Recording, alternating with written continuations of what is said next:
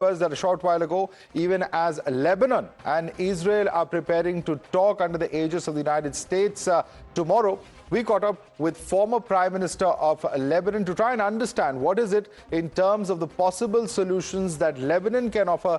Listen into this conversation. One of the biggest sticking points as far as the talks for a lasting peace in the Middle East, even as we're looking at a ceasefire, is the issue of what is happening in Lebanon. To talk about the importance of this, joining me at the moment is a former Prime Minister of Lebanon, Mr. Fouad Siniora, is with us. Thank you so much for speaking to Times Now, sir.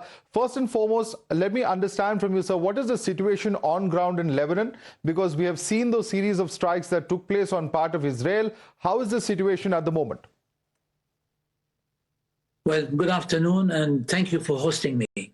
What's happening at the present time is that Israel is continuing its bombardment of different parts of the country and is actually pushing into Lebanese border and has been creating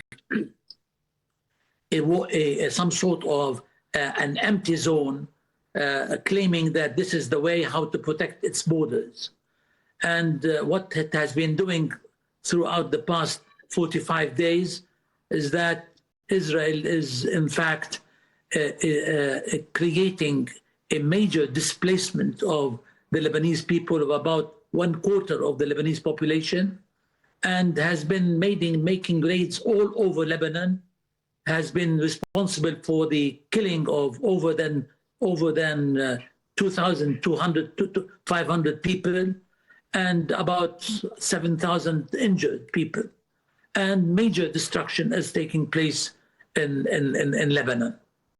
And what Lebanon has suggested in this period, its readiness to engage in a negotiation, a direct negotiation, provided that Israel starts by creating a ceasefire so that negotiations can start.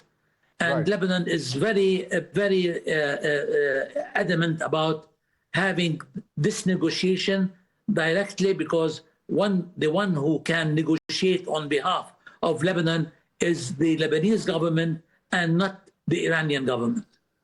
Right. Do you believe that it is just Israel that is responsible for launching of the offensives in your country? And what is the response that you have received so far for this offer of negotiations?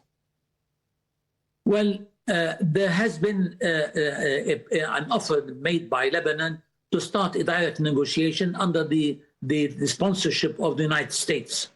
And things are being prepared that it will start tomorrow in the morning of Tuesday, New York time. Right. Can you also take us through what exactly Lebanon's terms are for these negotiations? What exactly you're prepared to accept as far as Israel is concerned? Because we understand that Israeli forces had come up to 30 kilometers into Lebanese territory and has impacted a huge chunk of the population of Lebanon, as you rightly mentioned. Well, the points of Lebanon is that they want to start having negotiation leading towards a ceasefire and going back to the armistice of 1948, and in which Israel has to withdraw from all the territories that it has occupied and to allow the Lebanese to go back to their villages and towns. Right. And that Israel would have to release all the hostages that they have already in their possession. Right. Can you also take us through the kind of warfare that we have witnessed here in Lebanon? Because there are some reports which indicate that there were homes that were rigged with explosives, entire villages being erased. There were different sorts of, exploding pagers, etc., that we've seen them allegedly use in the past, and even some reports of white phosphorus. What exactly is it that we've seen over the last few days of fighting? Actually, what Lebanon is facing now is that Israel is continuing its aggression against Lebanon, and they have been erasing a number of towns. Over 50 villages have been already erased with complete destruction. So this is the situation that Lebanon is facing at the present time. Right. But what are you willing to take in terms of guarantees? Because the primary reason is that, Israel believes that there is terror groups functioning, and are in fact diametrically opposite to what Israel's own interests are, which are supported by Iran, which are operating within Lebanon. How does Lebanon propose to tackle that? Well, actually, what is happening is that in Lebanon, the Lebanese government has offered that it will carry on the process of holding all the weapons in the hands of the government, but this is going to take time, and this requires a number of initiatives that has to be made in order to allow Lebanon to carry on this process properly. One is that the U.S. government has to provide Lebanon with the support that it needs in order to make the negotiation come to something that is acceptable to Lebanon, and at the same time leading to a proper ceasefire between let's say between Lebanon and Israel. Right. But on the other hand, what it really needs, Lebanon, is support to the Lebanese army in order to provide it with all what it needs in order to carry on this process. Right. The point that has to be taken in consideration, that this is a matter that is a step in the right direction, leading towards finding a permanent, just and solution that can really provide the whole region a way towards peace. And to lead towards peace, that would require meeting the needs of the Palestinians to find a proper solution for their problem. So what Israel is asking for is trying to forget all about the Palestinians and to forget about the Lebanese, and it is emphasizing only the security of Israel and the northern part of Israel. So this is the situation that has created a number of problems throughout the past 8 decades in the region. What is really necessary in the light of all what has been going on for the time being, that one has to look towards a temporary solution and working towards a permanent solution. And the permanent solution would have to really meet the needs of the Palestinians to the implementation of all the Security Council resolutions that made and the United Nations resolutions. So this would lead towards finding a permanent, just and workable solution in the region. Right. What you've really elaborated on this issue, but at the moment, in terms of the temporary solution that you are referring to, do you think that this pertains only to the area south of the Litani River? Is it far deeper in your view? Well, what Lebanon actually has taken decisions. Our government has taken major decisions throughout the past few months, in that it has taken the decision that there shouldn't be any more weapons in the hands of any organized group in Lebanon. So what has really developed throughout the past months, that there is no way that the government can continue to prevail all over Lebanon if there's going to continue to have armed groups in the form of guerrilla in Lebanon. And this is a step in the right direction that Lebanon will be able to accomplish that. So what Lebanon is giving the assurances that Lebanon will implement what has been taken as a decision by the Lebanese government. So this is on one hand leading to the what you call it, the cessation of hostilities in the region. But Lebanon is not going to really to do that job of holding the weapons in the hands of the government only in the south of Litani River, but all over Lebanon. But this is going to take time, and to be really provided the Lebanese government with all the assistance, whether it is a political assistance or an armed assistance to the Lebanese army. So we'll have to look at the matter from a global point of view, leading towards towards accomplishing the temporary solution along the Lebanese border, but at the same time leading towards the permanent solution to the problem in the Middle East. Right. What has been going on over the past decades is that the Iranian government, since 1979, the beginning of the Iranian Revolution, they have been really adopting a policy of intervening in the affairs of the various countries of the region, whether it is in Iraq, in Syria, in Lebanon, in Yemen. This is what made them claim at one time that we have the upper hand in these countries. It is high time that this problem, to find the solution for it, that Iran will go back to become an ordinary state within its borders and not intervening in the affairs of all these countries and leading to instability in the region. So what is really at hand now, it is definitely a major problem going over there. But at the same time, it provides a major opportunity to find a permanent solution in the region. And this is in the benefit of all neighboring countries, including India, including other parts in the world, that this situation in the region is impossible to maintain it, to continue as unstable as it is now.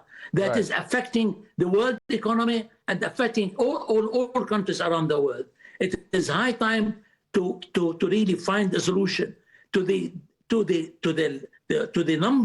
high number of Lebanese that are displaced, but there are thousands and millions of Palestinians that are displaced. What is happening? What has been going on in Gaza? What is going at the present time in the West Bank? All these matters, they have to be taken in consideration to find a permanent solution to the region that is in the benefit of world peace, world order, and at the same time in the interest of the world economy.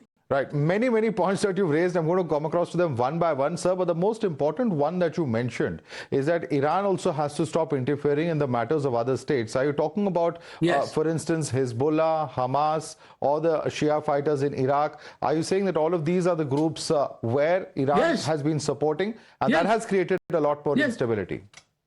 Definitely, it is not acceptable that Iran trying to accomplish their certain benefits and using these areas as a battleground. They have been using Lebanon as a battleground or a post office in order to send the right messages as far as Iran is concerned to the United States to improve its ability to negotiate some sort of an agreement with the United States. The same thing they have been using Iraq, the same thing they have been using Syria before the overthrowing of the Syrian regime, and at the same time in Yemen and in other parts of the world. So it is high time to look at it in a global manner in order to find a permanent solution rather than the quick fixes that led to no solution. Right. But Mr. Siniora, how much of Lebanon realistically does the Hezbollah really control? And do you think the strikes that are taking place are really necessary? Well, definitely the Hezbollah is using certain dogmatic principles and trying to convince a part of the Lebanese population that Hezbollah is the one that is protecting them. And Iran has been providing them with the necessary support. Definitely, Iran has spent hundreds of millions of dollars in order to support Hezbollah. But what really has led Hezbollah with this let's say, attacks that have been doing, did not help the Lebanese, did not help those who are supporting Hezbollah from the Shiites, Ahmad or Hezbollah. They have to realize that they have no other option but to come back and become a part and parcel of the whole population in the country under the jurisdiction of the Lebanese government, and not to really to act as an armed group and do certain let's say interventions or military operations without the knowledge of the Lebanese government. there can't be two gods in one place. It is only the government of Lebanon that is responsible for the maintenance of peace and security in the country, and not Hezbollah to continue as such. Hezbollah has made several attempts. In 2006, they have made an attempt without the knowledge of the Lebanese government. And in 2023, after the Aqsa flood, that they have made another operation. And at the same time, on the 2nd of March, last March, they have made as well a military operation without the knowledge of the Lebanese government. The Lebanese government is determined to prevail all over Lebanon, but at the same time to extend the hand to the supporters of Hezbollah in order to bring them back to be under the supervision and under the authority of the Lebanese government, being equal to all other members of the Lebanese society. As the Shiites, they are part and parcel of. They have to really believe and see that they are being supported by the Lebanese government and considered to be as such. So this is what the Lebanese government is doing, is at the same time really making steps towards the disarmament of Hezbollah, but at the same time extending a hand to the Lebanese Shiites in order to really become part and parcel of the country, similar to any other group in Lebanon. Right. So are you then saying that Israel and the United States were justified in their initial attack upon Iran? Well, I think this matter should have been done in a way differently. Definitely, I mean, Iran has not been responding, but at the same time, I think the process that has been taken by the United States sometimes, without really expressing some respect to the Iranian society, when they have started saying that we want to, I mean, after killing the Al-Murshid, Ali Khamenei, I think President Trump has expressed himself in different ways and without really being considerate in trying to say, we want to appoint the new Murshid in Iran, and we want to have the Iranian society under our supervision. I don't think that this really helps. I think something has to be done in the negotiations in order to really make sure that the Iranian society consider what is happening will ultimately be in the interest of the Iranian society, in order to really live in peace within the region, and not at the same time to commit the attacks against the countries of the Gulf. Look what really happened after the attack that was made by the United States. Instead of attacking Israel, they have been attacking the countries of the Gulf. Although the countries of the Gulf, they have made their best in order not to allow the United States and Israel to start this war. In return, the Iranians have been sending all their rockets and drones to attack the Gulf countries. And this is not the case for any country to think wisely in order to keep the links with the neighboring countries like the Gulf countries, in order to create some people who can really support. And look what is happening now regarding the Strait of Hormuz. I think this is what has been going on is not in the interest of Iran, and definitely not in the interest of the world at large. That's my question. That's my question, Mr. Fouad. I want to just ask you that question. Whether Iran was earlier charging a toll for all the ships coming out of the Strait of Hormuz. Now, President Trump has come out to say, and US has come out to say, that they'll be blockading that and only allowing certain ships which are not, ships coming in from Iran, which will be allowed to cross over. How do you see this? Do you view this as another escalation that could potentially break the ceasefire? It is an escalation, but it's not helpful. It's not helpful to all concerned, because the closure of the Strait of Hormuz is going to be responsible for a major economic crisis on the one hand, and security crisis.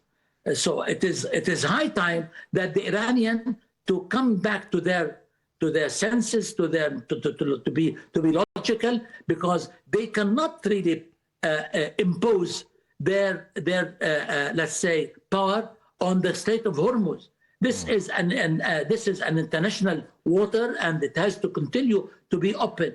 This is not the way actually of leading to anything helpful, and this has not helped Iran in creating or in attracting more friends to support Iran. To the contrary, this is what has been doing by Iran is not helping it. It has created more enemies than really bringing more friends to support Iran. Right. And last question before I let you go, sir. Who do you think is the biggest loser in this war? As actually what do you call it? For the time being, everybody is losing. But if we really look at matters in the right perspective, I think we have to make everybody gaining, and I think everybody gaining by imposing law and order in the region. And this law and order has to really come with a solution that Iran has to become an ordinary state within its borders and create friends, let's say, for it. And at the same time, in the region, in the Middle East, Lebanon will become back an ordinary state, and at the same time to have the Lebanese government to prevail, but at the same time to have a permanent solution to the Palestinian problem. This is the major problem that has been going on for 8 decades with no solution, irrespective of the various international resolutions that were taken in order to really create two-state solution, but it's not happening anymore. So is Israel trying to get away from this by trying to show that it is really suffering from what has been going on.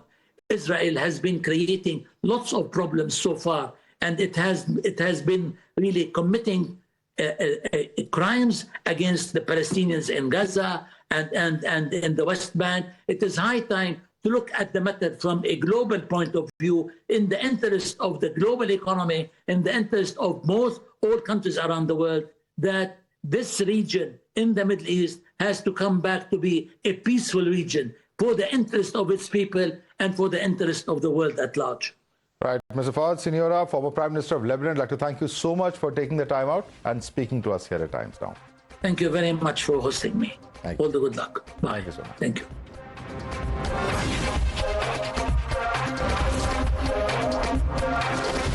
The News Hour at 10. We'll be right back.